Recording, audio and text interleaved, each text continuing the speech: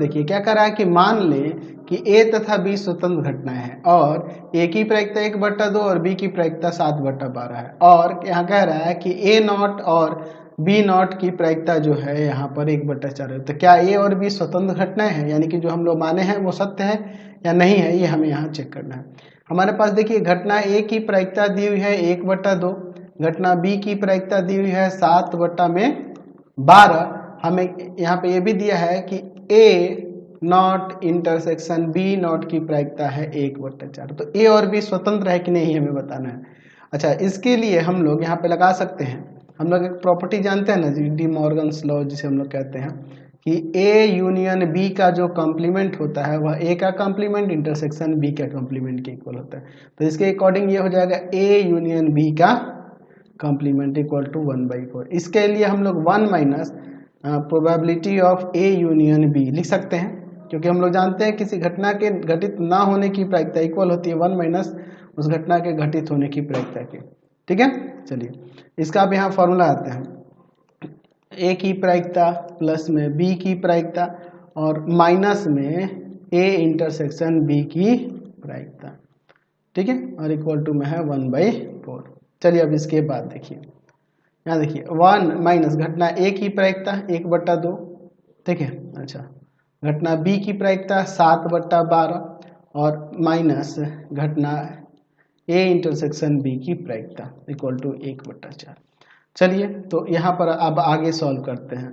1 minus 1/2 minus का 7/12 और plus का यहाँ हो जाएगा ए इंटरसेक्शन बी की प्रायिकता इक्वल टू में 1/4। चलिए इसको सॉल्व कर लेते हैं, या इन सबको उधर लेके चले जाते हैं, ये भी कर सकते हैं। चलिए ए इंटरसेक्शन बी की प्रायिकता 1/4 माइनस 1 प्लस 1/2 प्लस का 7/12।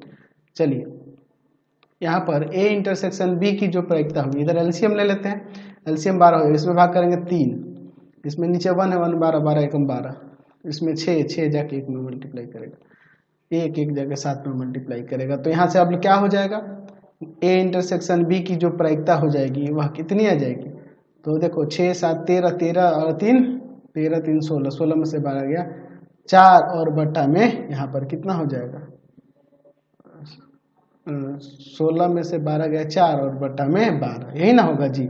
चलिए तो काट देंगे तो यहाँ से ये आ जाएगा 1/3। ठीक है, 1/3 ए इंटरसेक्शन बी की प्रायिकता हुई। अगर हम लोग ए की प्रायिकता और बी की प्रायिकता का गुणनफल करें तो देखिए क्या आ जाएगा, ए की प्रायिकता 1/2 और इसकी 7/12 यानी कि 7/24। तो ये दोनों बराबर नहीं है, हम लोग देख रहे हैं कि प्रायिकता ए इंटरसेक्शन बी की बराबर नहीं है ए की प्रायिकता इंटू में बी की प्रायिकता। तो जब ये बराबर नहीं है तो यहाँ लिख सकते हैं कि ए तथा बी स्वतंत्र घटनाएं नहीं है, स्वतंत्र घटनाएं नहीं है। समझ गए। चलिए चलते नेक्स्ट क्वेश्चन पे। अच्छा, अगर यही क्वेश्चन में यहाँ पे या रहता ना तो यहाँ हम लोग यूनियन यूज करते। ठीक है, यहाँ पे हम लोग यूनियन लेते, ध्यान रखना इस बात को। हो सकता है इंग्लिश मीडियम वाले में आपको याद दिया, मुझे इसमें कुछ गलती लग रही है, ऐसे हम लोग जो बनाए वो तो सही ही है। चलिए क्वेश्चन नंबर